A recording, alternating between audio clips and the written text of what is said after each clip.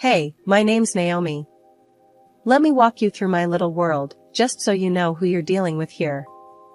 I grew up with just my mom, Sarah. She was a nurse, always running off her feet to make ends meet, but somehow, she managed. We never had much, but she busted her ass to make sure I never felt it.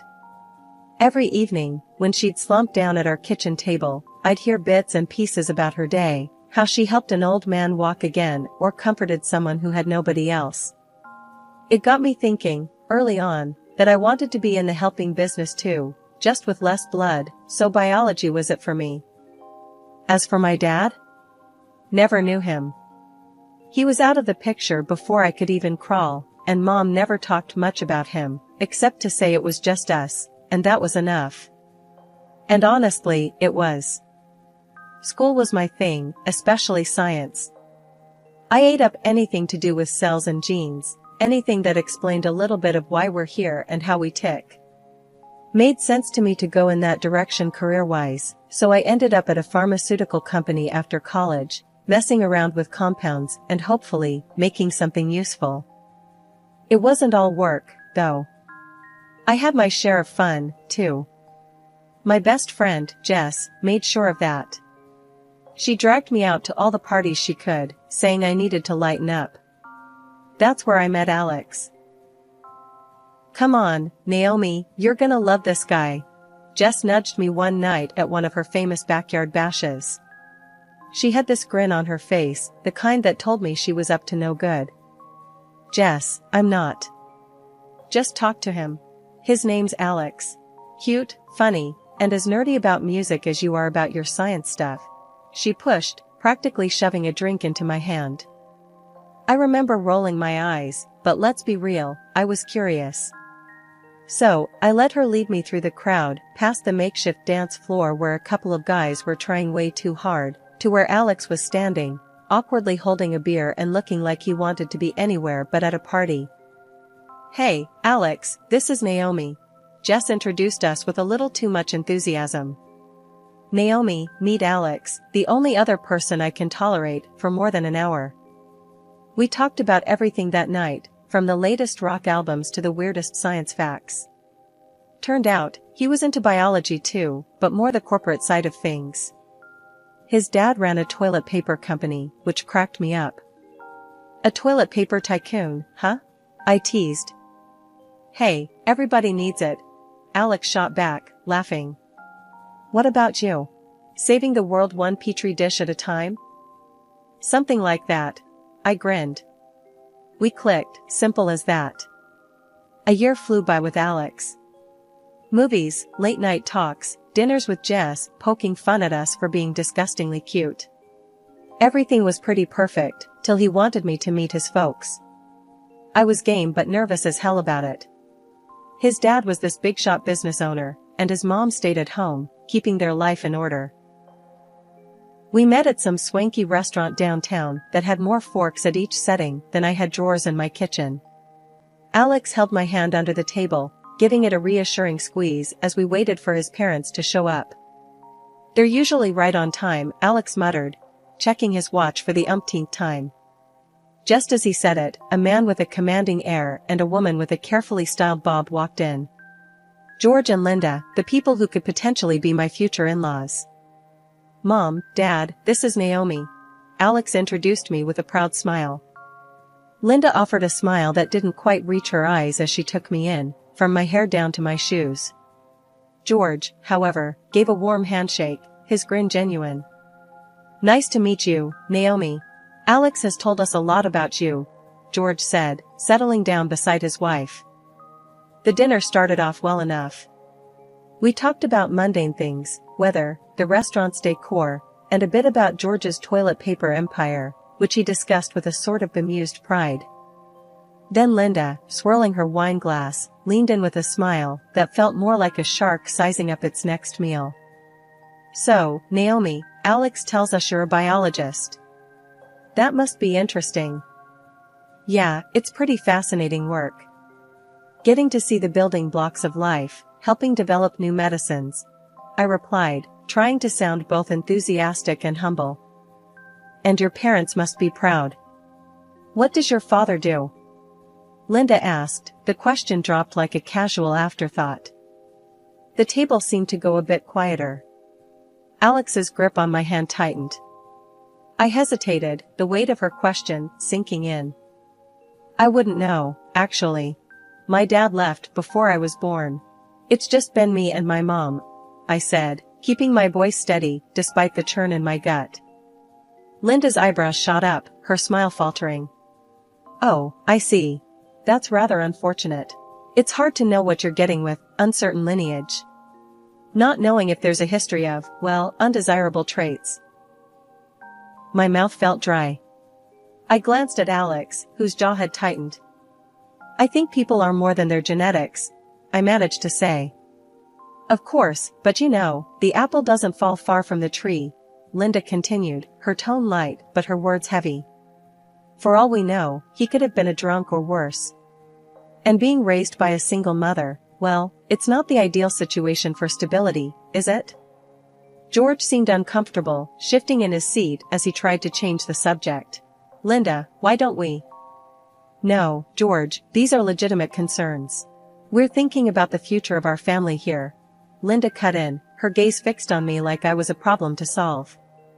Alex finally spoke up, his voice firm. Mom, Naomi is amazing. She's smart, kind, and the hardest worker I know. Whatever her dad was or wasn't doesn't change who she is. The rest of the meal passed in a blur of tension.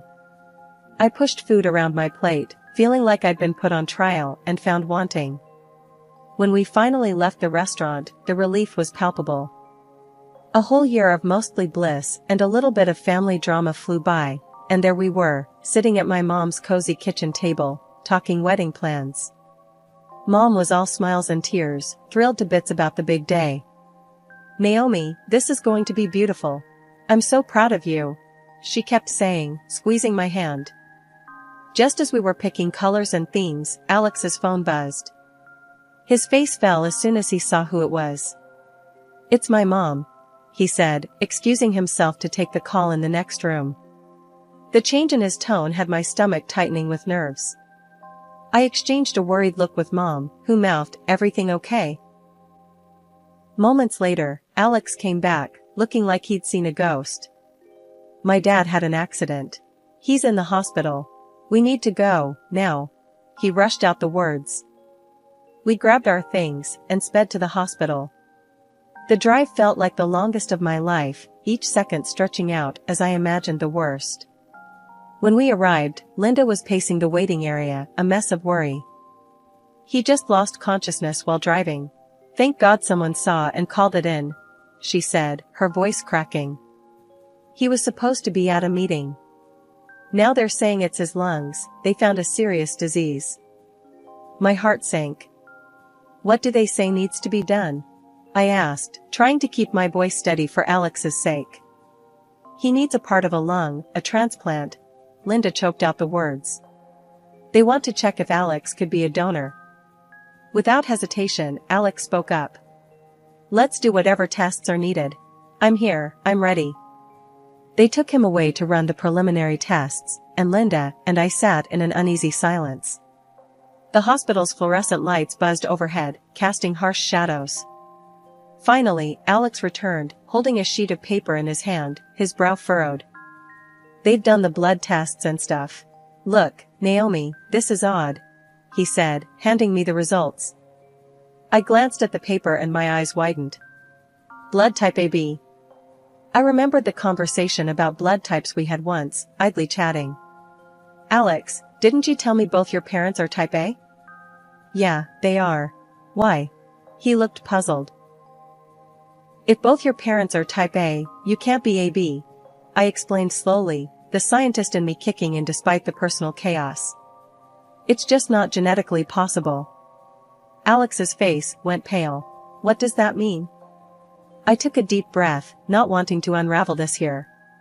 "Let's just keep this info for now," I said, taking out my phone and snapping a photo of the results. "Might need to think this through later." He nodded, confusion written all over him, but we were quickly pulled back into the current crisis as a doctor approached us. Your fiancé isn't a match, unfortunately. But we're arranging for another potential donor now. The surgery is urgent, the doctor explained briskly. We spent the next hours waiting, caught in a haze of medical updates and silent personal questions.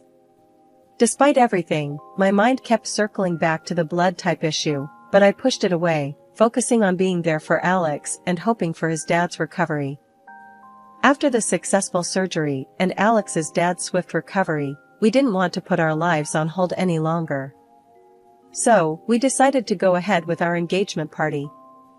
It was supposed to be a celebration, a new beginning, but as it turned out, not everyone was on the same page.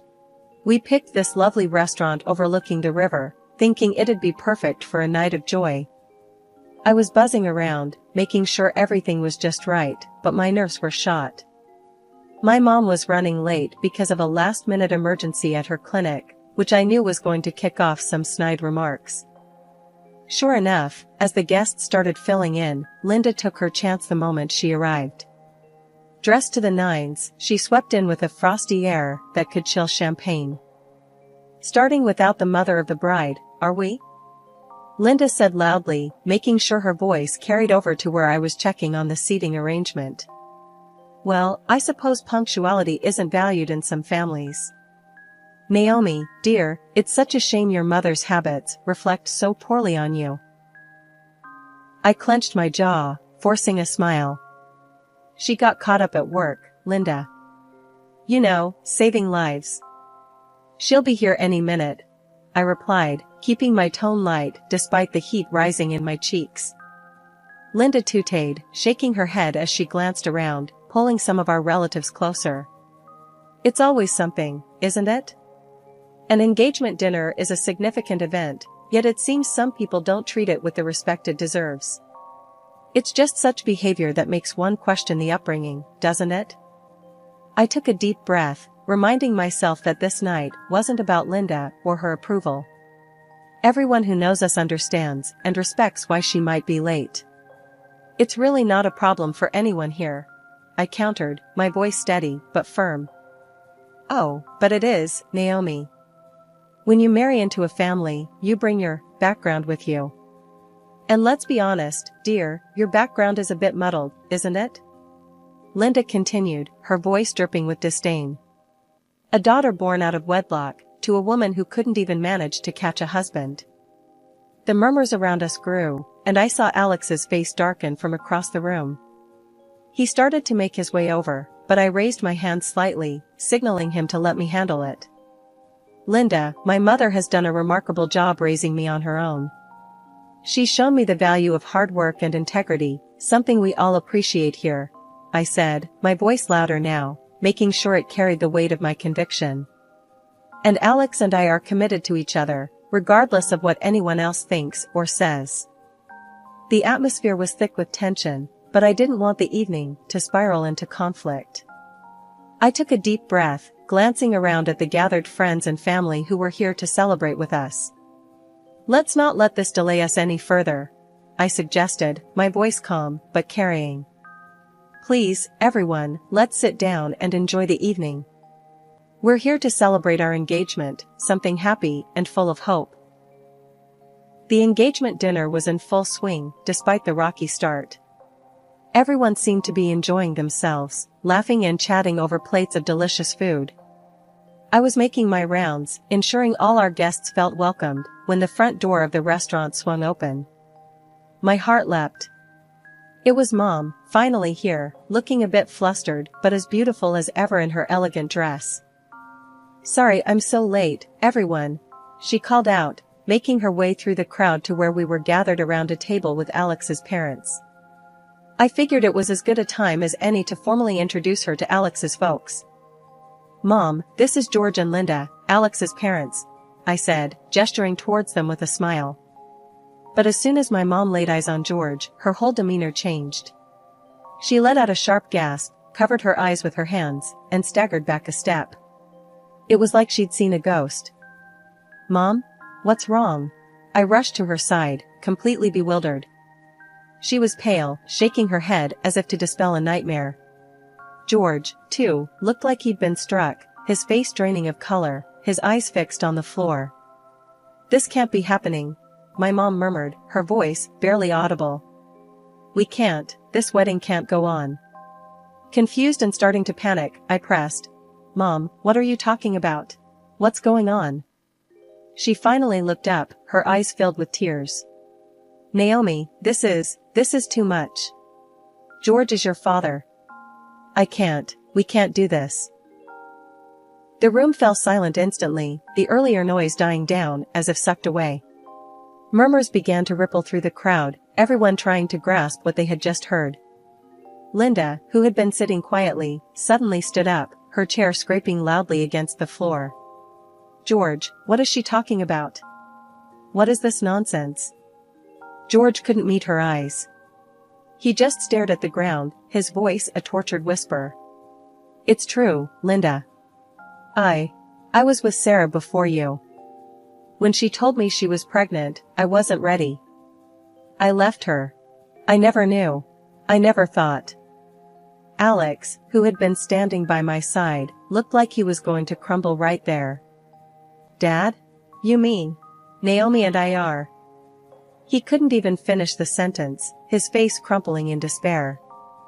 I felt numb, the shock too big to process.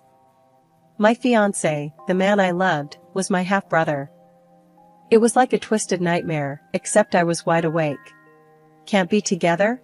Alex managed to choke out, his eyes glistening with unshed tears. I didn't know what to say, what to feel. Everything was collapsing around us. Our future, our plans, the life we'd imagined together, all tainted by a secret that should have come out decades ago. After the bombshell about my dad, the room felt like a pressure cooker about to blow. Confusion and shock were written on everyone's faces. That's when I remembered something crucial, those blood test results from before Alex's dad's surgery. I needed to make sense of everything, not just for me, but for everyone caught in this mess. "Can everyone just stop for a moment?" My voice cut through the murmurs, louder than I expected. All eyes turned to me. "Linda," I said, looking directly at Alex's mom, "I have to ask, why do you and Alex have different blood types? What's going on there?" Linda's face went pale, her eyes darting around, looking for an out. She opened her mouth, then closed it, the words failing her as her husband turned to her, his expression hardening. "Tell me the truth, Linda. Now." George's voice boomed across the room, his patience worn thin. She stumbled over her words, trying to grasp at any explanation that could save face. "It's a misunderstanding, that's all. Naomi is trying to make a scandal where there isn't one." But just as she tried to deflect, her sister, who'd been silent until now, stood up. Her face was set, resolved, like she'd been carrying a heavy burden for far too long. "No, Linda. I can't do this anymore. I won't cover for you," she said, her voice steady and carrying across the room. "Linda was already pregnant when she married George. He isn't Alex's father. She lied to keep her secret." The room erupted into gasps and whispers, the guests turning to one another, their expressions a mix of disbelief and dismay. Linda tried to speak, tried to salvage her crumbling facade, but the truth was out, and it hit harder than anything else she could say. "Is this true?" George's voice cracked, the pain evident. Linda's silence was answer enough. Alex looked from his mother to his uncle, then back to me. The hurt in his eyes was almost too much to bear. "Mom, how could you?" His voice was a whisper, a plea for something, anything that might make sense of the chaos. Linda's facade finally crumbled, her defense weak and feeble. I thought it was best at the time. To protect everyone," she murmured, but her words fell flat, lost in the shock of her deceit. The room was thick with tension, everyone processing the revelations that had turned the night upside down. No one seemed to take Linda's side, the sympathy was with me, my mom, and strangely enough, with George, who'd been lied to just as much as anyone. As the evening wound down, the guests slowly began to leave, their whispers and looks of sympathy trailing behind them. Alex stayed by my side, his earlier joy replaced by a somber quiet. "We'll figure this out, Naomi," he said finally, squeezing my hand. We're not alone in this. We have each other. Yeah, I managed to say, the weight of his words, both a comfort and a reminder of the complicated path ahead. Together, whatever that means now. The days following the engagement dinner felt like walking through a fog. Alex and I had decided to take some time to ourselves, to process everything. We weren't breaking up, but we couldn't pretend our relationship could go on the same either. It was one of those tough decisions that neither of us wanted but both knew was necessary. A week later, I met up with my mom and George at a quiet coffee shop. It was the first time we were talking since the big revelation. The air was thick with awkwardness as we sat down. George looked older, the lines on his face deeper, weighed down by guilt. I'm sorry, Naomi. I can't say it enough. If I'd just faced up to what I did back then, George's voice trailed off, his eyes not meeting mine. Yeah, well, you didn't. And here we are, I replied, not ready to offer forgiveness yet. You missed my whole life, and now things are a mess. I know, and I'm here to make whatever amends I can, George said earnestly. I've missed so much, and I regret that deeply. I want to be part of your life now, if you'll let me. I looked at my mom, who had been quietly sipping her coffee. Mom, what do you think? Can we even start to fix this? She set her cup down, her voice steady. I've had a lot of years to think about what happened. I was angry, so angry at George, for a long time. But holding on to that hasn't helped me, or you. If George is sincere, and I believe he is, maybe it's time we tried to move forward. Moving forward sounded good in theory, but it was hard to know where to start. Okay, let's say we try this. What does moving forward even look like? I asked, genuinely unsure. George leaned forward, his expression serious. For starters, I want to be there for you, however you need. And not just with words. Financially, emotionally, whatever gaps I can fill. It felt weird, considering letting George in after everything.